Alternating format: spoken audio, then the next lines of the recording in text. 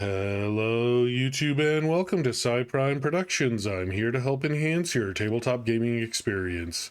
If you're new to this channel, I primarily cover Paizo tabletop role-playing games like Pathfinder and Starfinder. And remember to check out my Patreon and Discord, more info at the end of the video. So recently, Paizo has come up with another Lost Omens book, Lost Omens High Seas, and they were kind enough to give me a review copy, but there were no strings attached, and they are in no other way compensating me. If you're not familiar with Paizo's Lost Omens line, these are a line of books that are sort of half setting books and half GM player option books. In other words, you get some information on Paizo's official setting of Golarion, but you also get some new magic items, new spells, new monsters, and in this book, one new archetype, so let's dive into it. So, as you might have guessed with the name, Lost Omens High Seas is about, well, the high seas. In particular, sailing ships, and piratey ports of call, YAR. Now, this book is divided into roughly 7 sections. There's kind of an introductory section that just talks about the basics of naval and oceanic stuff in Golarion, including new ancestry options and a new subsystem for naval combat. We'll get there. Then there are 5 sections on 5 different open sea places to visit-ish. These are Hermea Island, Mediogalti Island, the Mordant Spire, the Shackles, which isn't an island but an archipelago, and then just kind of a general section on the open seas. Finally, there's a Bestiary at the end with a bunch of new sea-themed monsters, so let's get into it. The introduction section is probably the biggest and just includes general stuff about the high seas. A brief history lesson, current events, stuff about people that sail, including a lexicon of Golarion pirate lingo. Like, instead of saying landlubber, they say shackled, as in people are shackled to the land. I love it. There are no whole cloth new ancestries in the book, but a few ancestries get new heritages and feats. There's an Othamaro ancestry that makes them better divers and also gives them dark vision, plus a feat that allows them to roll athletics instead of some diplomacy check by just swimming? Really? Good? Okay, sure. Aquatic elves are finally back. They were an option in Pathfinder 1e, but are finally back as a Pathfinder 2e elf heritage. Aquatic elves are strange as they don't have that thing where they dry out like some other ancestries do, but instead, if they don't spend at least 8 hours submerged in water once a week, then they become fatigued and can't unfatigue until they rest for 8 hours underwater. But yeah, they can also breathe underwater and they have a swim speed. They can even get a feat to turn invisible for a whole hour, but only if underwater. Merfolk get a new heritage that can turn them into half octopus people, and I know everybody wants me to make an Ursula the Sea Witch joke, but honestly, my first thought was Hyozu from One Piece. Also, they have a nasty feat that lets them straight up drag people underwater, which could be real nasty because, drowning. Finally, there's some new trip key options. Remember, those are the frog people. This includes a heritage that lets them hide without cover in certain terrain environments, and this feat lets any trip key breathe underwater. It's not even a lineage feat, meaning you can take it after level 1. That's crazy. Just one day you level up to level 5 and suddenly you can breathe underwater. And it even gives you a swim speed if you were a riverside trip key. But we aren't even done with the introduction section. We have some discussion on the faiths and people who sail the 7 seas, including a new pantheon. Remember, a pantheon is a religion to a collection of gods, and each pantheon kind of acts as a god in their own right, in that you can worship the pantheon, and it has its own edicts and anathemas and bonus spells and everything like that. This pantheon is based on, aquatic archaeology, so that's pretty cool. Then there's talk of navies and forces on the ocean, including merchant sea trade routes, and then a brief overview of all 6 seas in the world of Golarion, and then finally, some new rules for naval combat. This includes some rules for boarding an enemy ship, rules for naval combat, and some suggestions on how to run a naval chase scene. Just to be clear, the rules for chases are not new, they were in another book. This is just info on how to adapt chase scenes into naval chase scenes. Alright, while the introductory chapter may be the biggest individual chapter, the next part, these 5 sections, talk about specific places, and they are the real center point of the book. This is kind of what you buy the book for. So before we get into the section, I need to say something. So, as of the posting of this video, Gorham, Pathfinder God of War, died a few years back, and shards of his divine armor rained down across the planet of Galarian, which caused a bunch of problems. See, his god armor was so powerful that each and every scrap of it is super magical, and they have a bunch of random magical effects. Each of the 5 locations has been affected by a shard or 2 of Gorham's armor, so we'll talk about how that changes things up at each location. Also, each location has info about a town in that area, so I'll touch on that. First up is Hermea, and let me tell you, this place is wild. I had no idea Hermea even existed before I read this book. So the story of Hermea is nuts, but basically it involves a vizier dragon named Mengakare running a social experiment. He wanted to create a post-scarcity society, or a society where people had automatic access to their basic human needs, that is to say food, water, shelter, and safety. In other words, it's the Federation from Star Trek. He theorized that if people had their basic needs automatically met, then they could achieve the highest levels of their potential. Now this gets a bit political, so I just want to emphasize that this was his theory. But the idea is that if everyone had access to food, water, and shelter, then they could focus all of their attention on education, furthering medicine, science, all of that. The theory here is that a lot of the world's best scientists and philosophers never came to be because they never had the chance to pursue an education due to food instability or homelessness or other things like that. Now, in order for this so-called perfect society to work, everyone there had to submit to Mengakare. In other words, it was an extreme dictatorship and his word was law. Now, he did try to be nice and keep people's needs forefront in his plans, but he needed complete control over the society to make sure that everything was on course. More importantly, the place was invite only, and of course you could opt out. Now, this actually sounds great, right?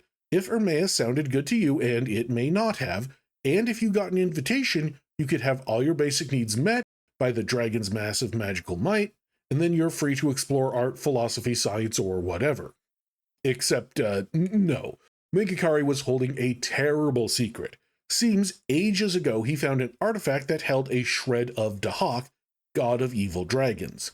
Mengakare wanted to destroy it and found that the only way was to sacrifice a bunch of pure souls in a ritual.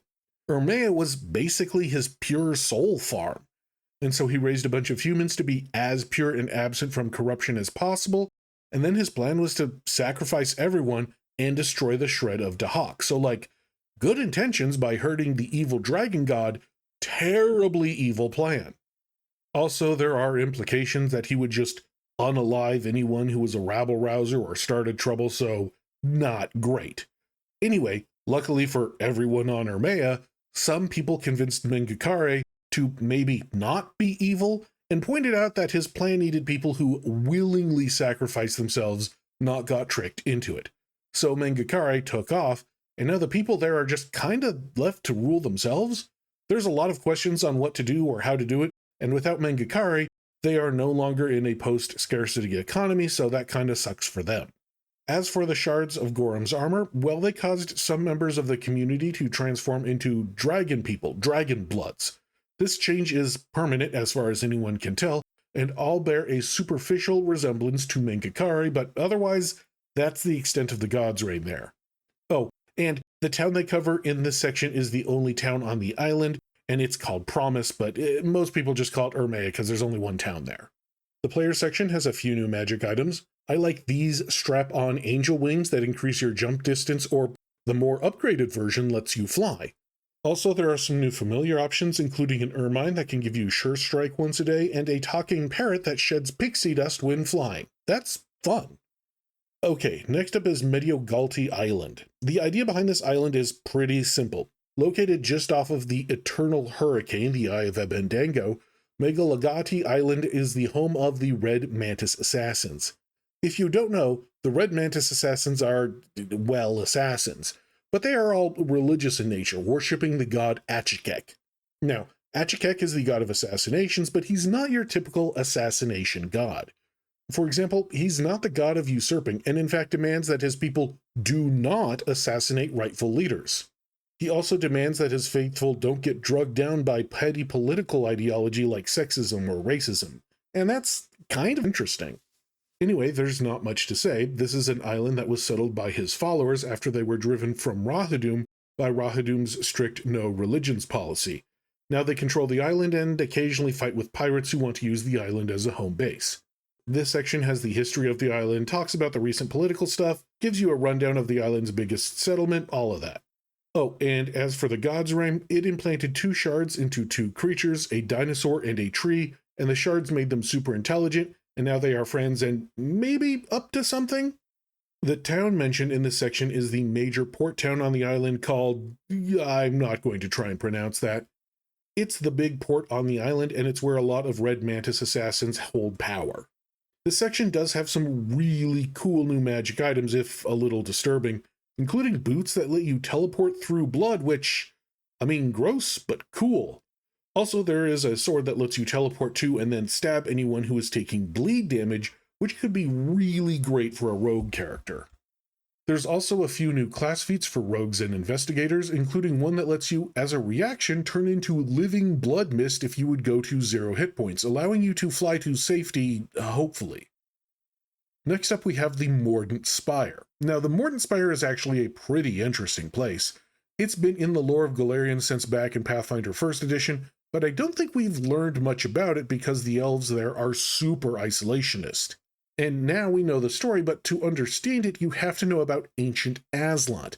I did a whole video about it, you can go check it out, but the super short version is that there used to be Algulthu, evil sentient nightmare fish who worshipped like actual Cthulhu. They secretly manipulated humanity to try and take over the world. Humanity figured out that they were being manipulated, and so the Algulthu tried to cover everything up by dropping a giant space rock on the planet, which was called Earthfall. Now, it turns out that the elves were also there and set up a spy station to monitor the humans and the Algulthu on this island that would become the Mordant Spire. Then when they saw the giant space rock coming, they left, waited for the dust to settle, then came back thousands of years later. However, when they returned, they found a massive twisting tree on the spit of land that used to be the island. They named this the Mordant Spire and went to work investigating. Turns out that they had maybe a dead god talking to them on the island, I guess? Anyway, the elves took it as their sacred duty to watch over the remains of Aslant so that the Algulthu didn't get up to any funny business. They also kept everything secret so no one would be tempted by the power, which has caused them to be extremely secretive, isolationist, and aggressive to anyone looking into Aslanti ruins near their waters. They're also so secretive and guarded that most of them constantly wear these masks so that you never see the emotions on their faces. However, the shards of Gorham's armor are forcing their hand. Some of the shards have caused the spire to grow out in strange and dangerous ways, and there's indication that some of those super powerful psychic nightmare fish have gotten their hands on some of Gorham's armor, which seems to be a recipe for disaster. This has caused some of the elves of the Mordant Spire to strike out and make diplomatic inroads because they're going to need help dealing with these new threats. Fun fact, one of the elves mentioned here, Taltian, is a major NPC in the Shades of Blood adventure path, so it's fun to see him here again. Technically speaking, the island isn't called the Mordant Spire. That's the big tangled tree that the elves study.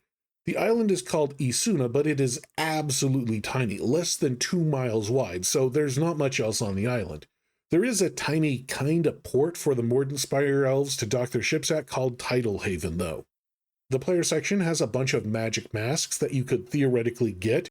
How you would get them away from the isolationist elves is going to be questionable, but I'll leave that up to you.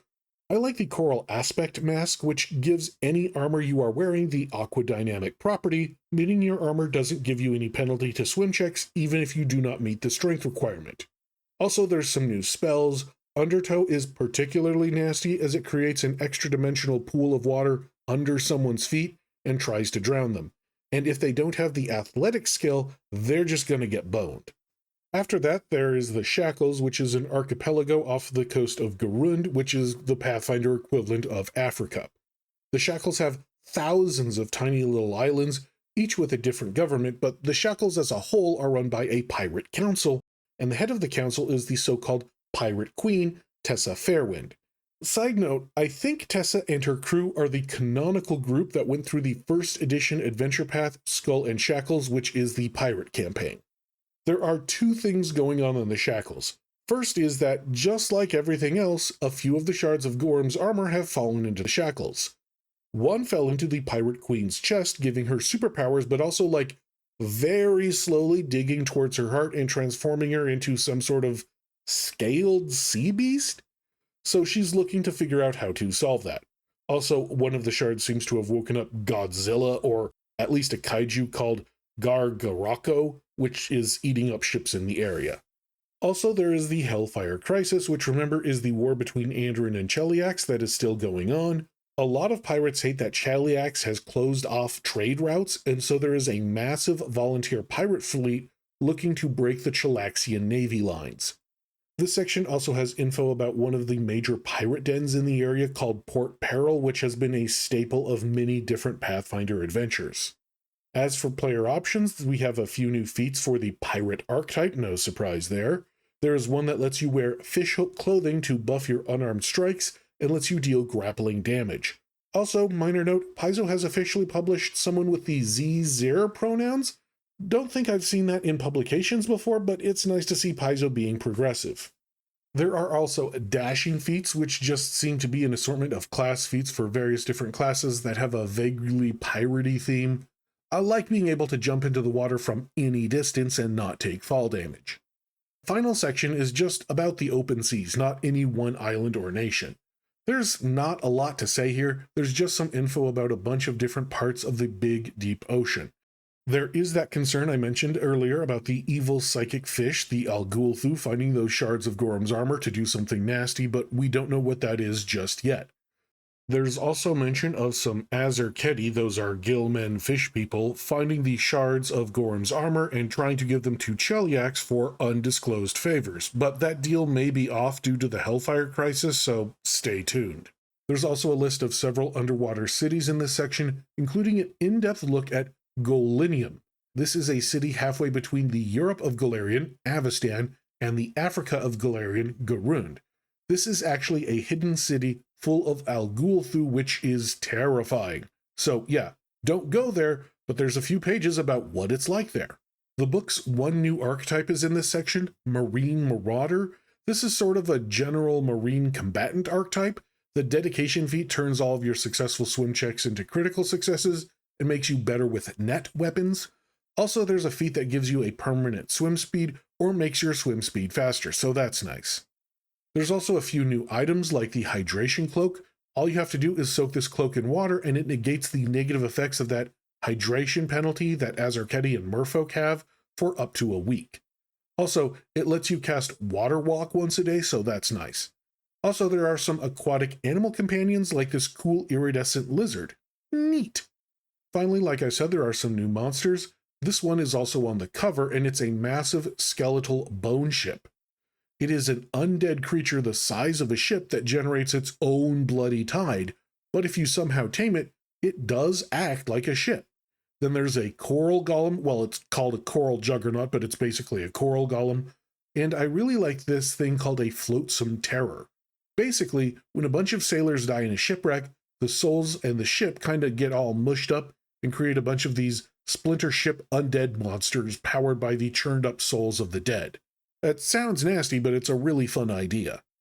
Okay, so final thoughts on the book. It's certainly interesting. I like that we are getting stuff on the Mordant Spire, which has long been a mystery. Also, they are reintroducing the Algulthu as a threat, and it's nice to have an unambiguously evil monster society to go up against for once. Haven't had one of those in a while. On the other hand, if you don't play the official campaign setting of Golarion, or if you aren't interested in sailing in it, this book may not hold any interest for you. Also, the one new archetype, well, kinda neat, is just kind of a generic water warrior archetype, and we've gotten a few of those over the years, so I don't think we needed another one. As a reminder, I do have a Patreon. For less than the cost of a cup of coffee a month, you can help me keep the lights on. I try to put out something interesting at least once a month for my patrons as a little treat, but honestly, it's just a way to keep this channel financially viable. I also have a Discord channel. Drop by and say hi. We would love to talk to you. But that's it for my final thoughts on Lost Omens High Seas. Make sure to like and subscribe. That tells not only me, but also YouTube that you like this kind of content and would like to see more. And until next time, thank you, good luck, and happy gaming.